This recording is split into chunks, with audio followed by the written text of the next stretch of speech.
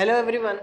In the previous class, we have studied about the stress strain curve for mild steel, that is ductile material, the stress strain curve for brittle material, and different material properties. Okay, and the next class we have studied the elastic constants. Okay, like Young's modulus of elasticity, modulus of rigidity. Okay, shear modulus of elasticity. Okay, all these things we have studied in the previous class. So what are the different terms in one law also we have studied, that is Hooke's law. What is Hooke's law saying?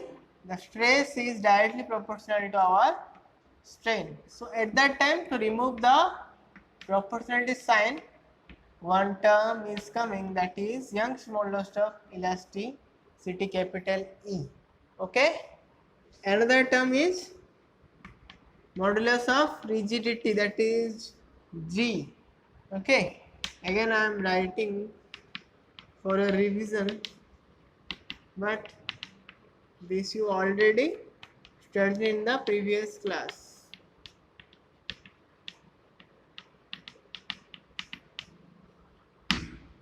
And third one is your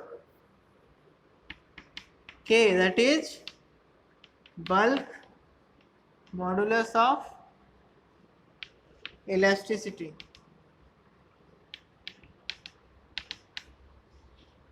This much term we have studied. Okay. One more term is there, that is mu, that is Poisson's ratio.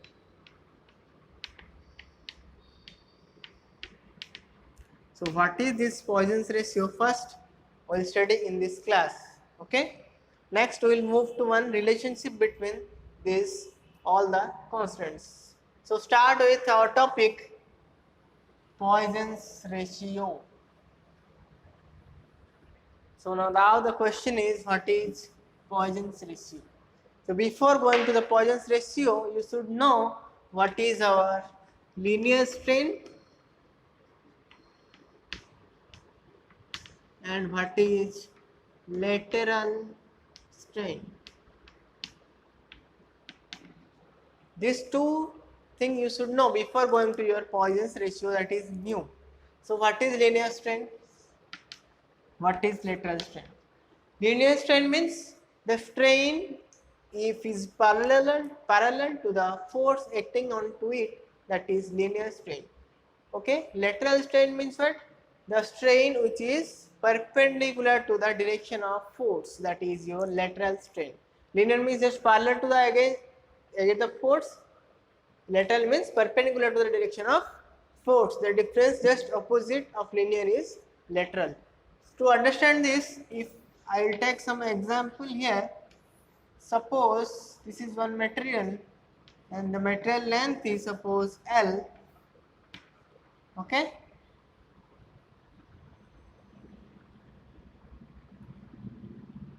Suppose you are giving a force P, that is tensile, this is tensile force.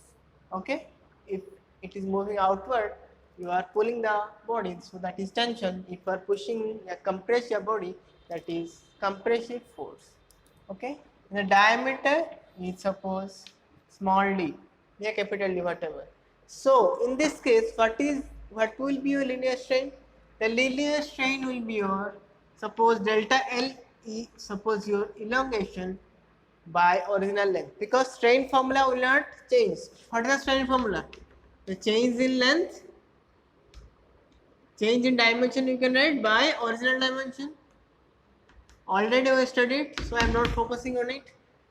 So change in length is delta L and the original length is small l. So by dividing this ratio, you will get the linear strain. So now the question is, what is lateral strain?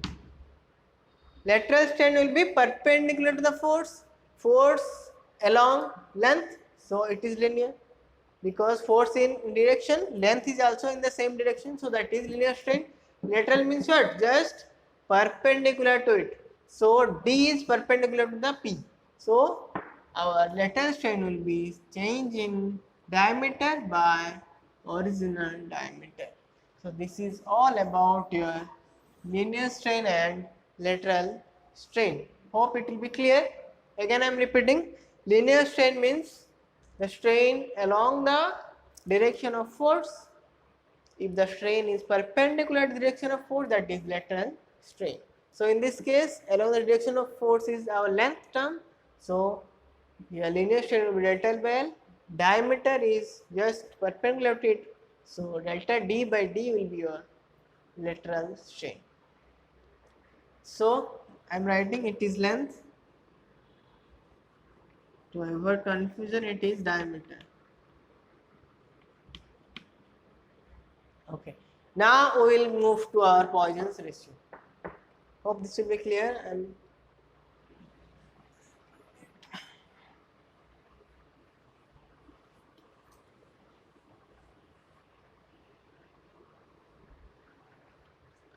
now what is Poisson's ratio?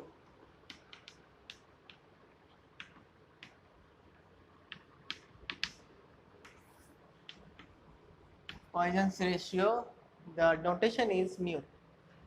So mu is defined as a ratio between lateral strain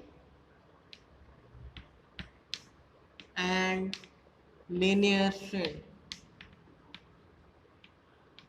This is important term. The ratio between lateral strain to linear strain is called Poisson's ratio.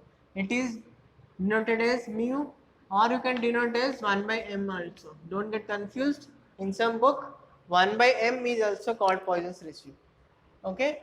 So mu is lateral strain by linear strain. Generally linear strain we are taking as positive. Here it is we are taking as negative. Okay. In problem you will more clear. Linear strain positive, lateral strain is generally negative. And the limit of this Poisson's ratio for metallic body is generally 0 to 0.5. So for cork the value is 0. The mu values for cork, that is 0. Suppose for concrete 0.1 to 0.2. Suppose standard material I am just writing here, glass 0.5, sorry 0.01, concrete 0.1 to 0.2. Then our maximum limit I will write. Don't remember all the values, so I am not writing whatever important. I am just writing the values of that Poisson's ratio. Minimum we have to remember cork, and the concrete the most used material in civil, so remember that. And elastic material 0.25 to 0.42, no need to remember. For the last one, for perfectly plastic material and rubber,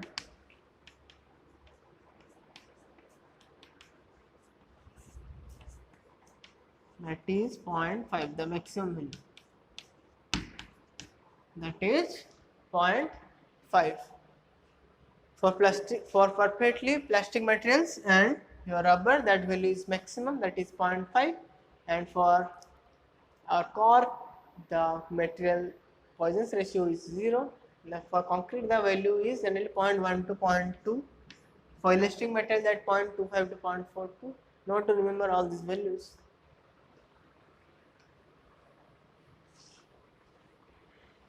Only remember the lower limit and upper limit values and the examples of that. No need to remember the middle values. So now what I explained in the first interval of this lecture, the relationship between these four constants. So now next heading is the relationships between E, G, mu and K.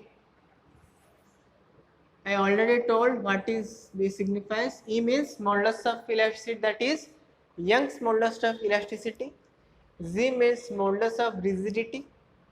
Mu means Poisson's ratio. K means bulk modulus of elasticity. So now four relationships exist between these four constants that you should remember. Most important thing, this relationship. Otherwise, you cannot do any problem. In most of the exam, it is asked related to these relationships. First is E equal to 2z into 1 plus mu. Next is E equal to 3k into 1 minus 2 mu.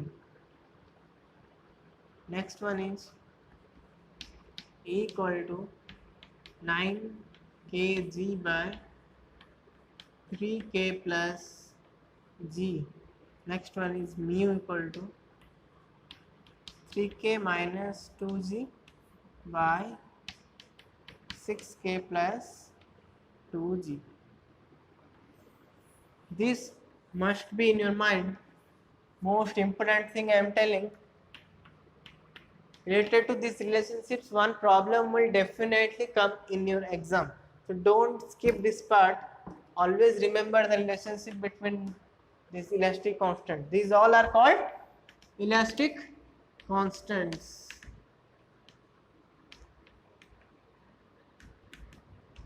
Okay. Next, this is over. Note it down. You can pause the video, then note it down. Next.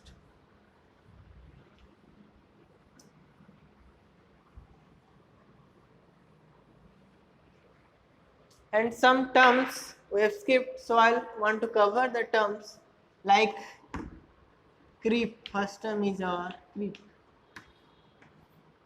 These terms will be using frequently in strength of material structural part, generally in concrete structure, steel structure.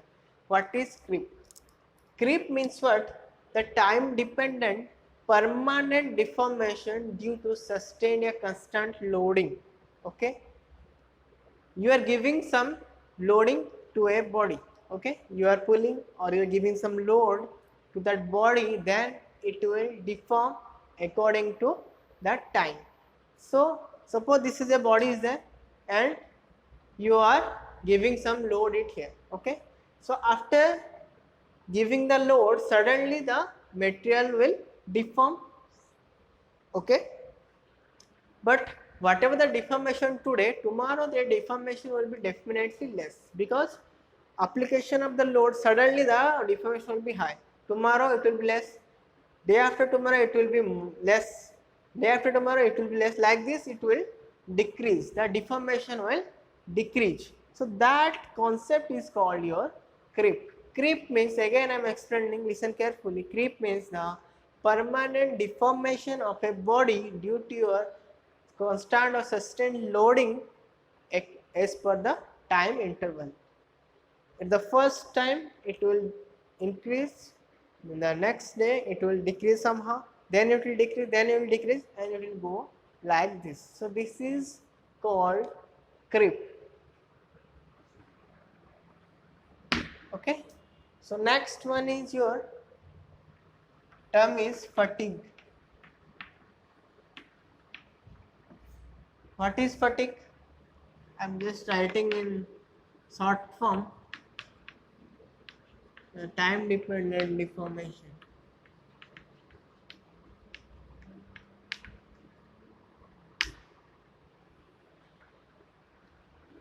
due to sustained loading.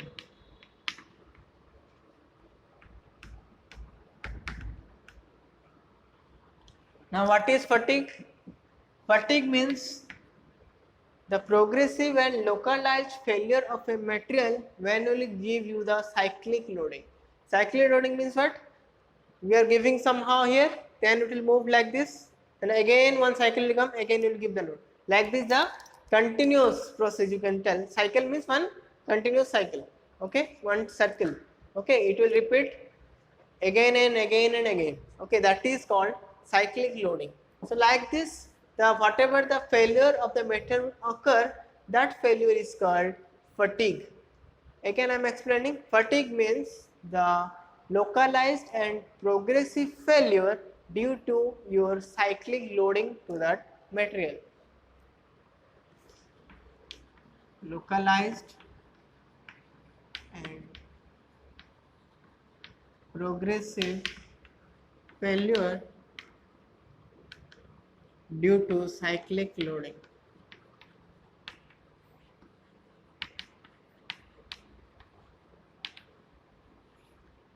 Okay. Next one term will come in this fatigue, that is endurance limit.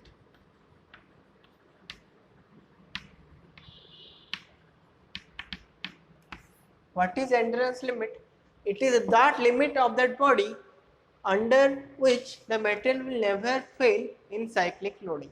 Means what the endurance limit is fixed for a material, if you give you under that limit, then the material will never fail in cyclic loading. Under the cyclic loading you are giving some load, and if you cross this limit, then the metal may fail. Yeah, it may definitely fail, but before this limit, up to reaching this limit, the material will never fail in cyclic loading.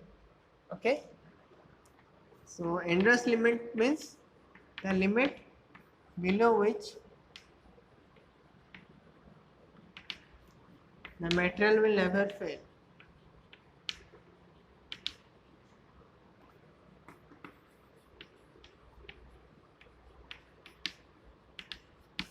Clear? In cyclic loading you can tell, not for always.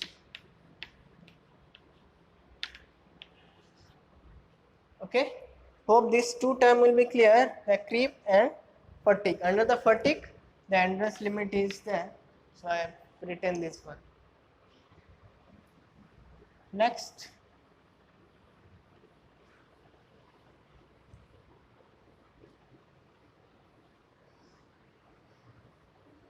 Next is your allowable stress.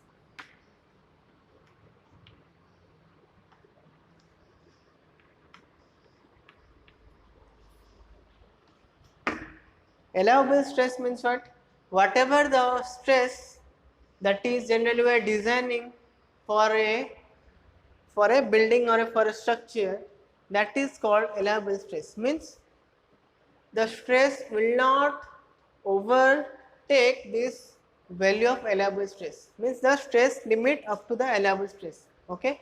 So below that the material will generally never fail. Okay.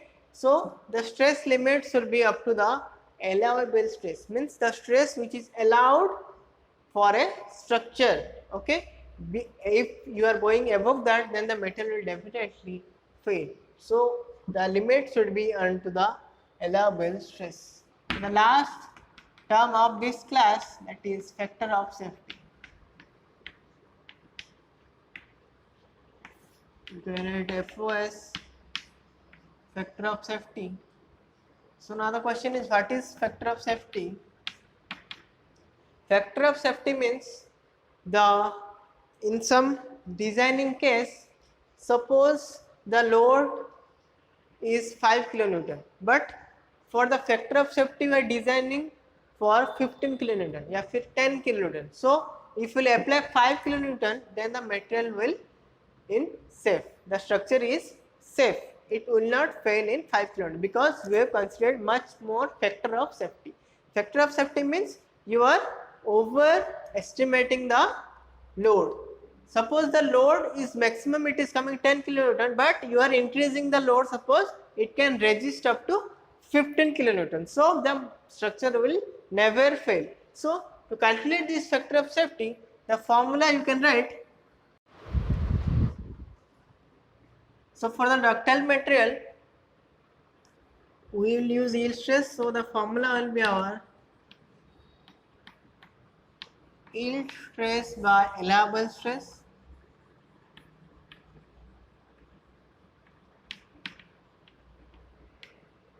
For brittle material, we are not using the yield stress, so we will be using generally the ultimate stress divided by our allowable stress.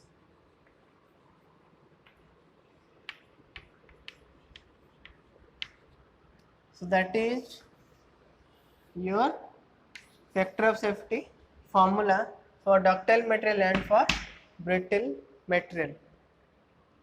Okay, this much lecture for today. So today we have studied what is Poisson's ratio and what is the relationship between the elastic constants and the different terms like creep, what is fatigue, what is allowable stress, what is factor of safety of a material.